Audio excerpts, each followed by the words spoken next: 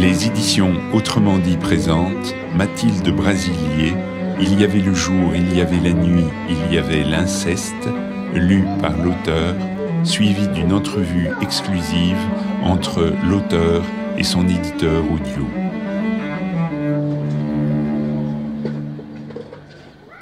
Je suis chaque matin l'enfant qui arrive à l'école sans ses chaussures, en pleurant.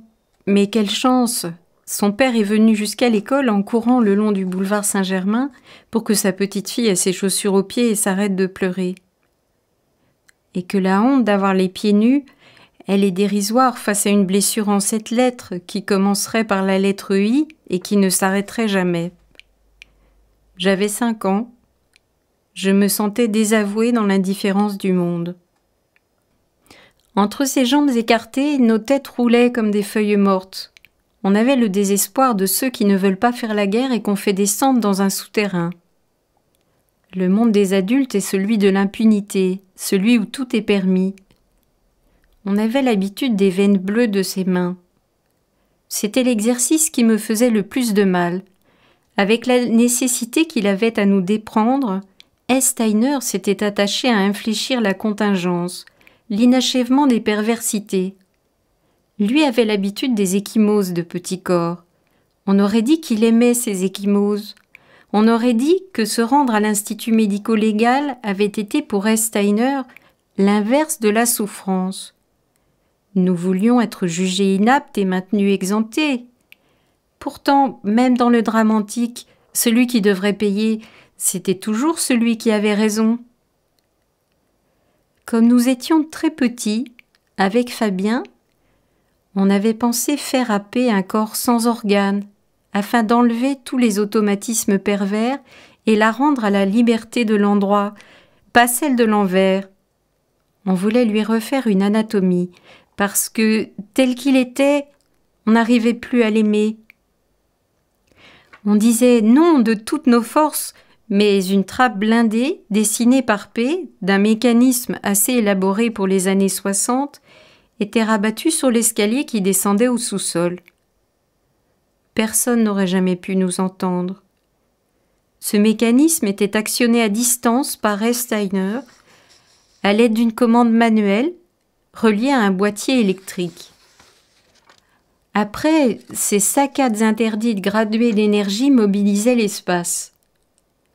Le désordre vestimentaire qui l'entretenait était peut-être l'indice d'une conscience perverse. Le corps est si vulnérable.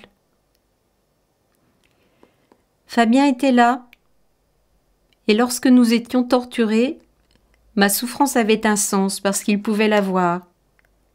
Fabien absent, cette souffrance était vaine et sans espoir. Une souffrance ignorée est peut-être encore plus terrible que le jour de la mort.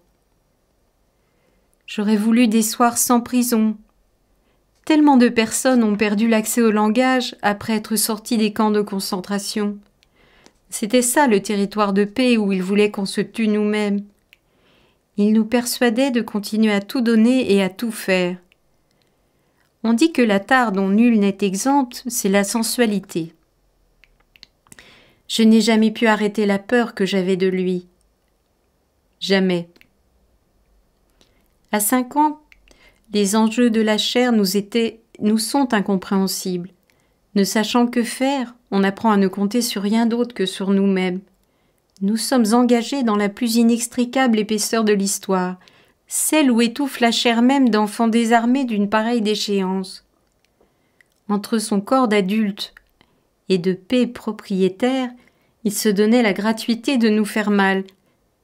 Et peur, et mal, le harcèlement du mal, le sursaut de l'informe, ces petits condamnés subreptices, ces histoires tortionnaires.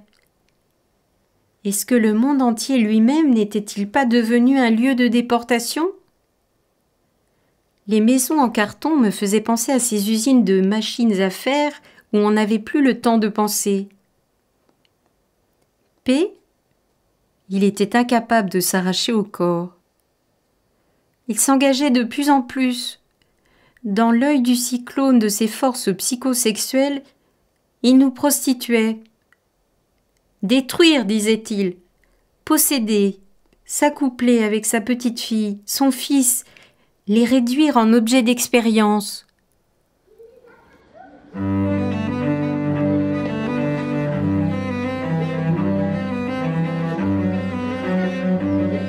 Vous venez d'entendre « Il y avait le jour, il y avait la nuit, il y avait l'inceste » de Mathilde Brasilier, interprétée par l'auteur, suivi d'une entrevue exclusive entre Mathilde Brasilier et Jean Lieffrig, le fondateur des éditions Autrement dit. Retrouvez l'ensemble de nos titres sur autrement-dit.net où vous sont offerts des extraits sonores, des vidéos d'enregistrement et des critiques de journalistes indépendants.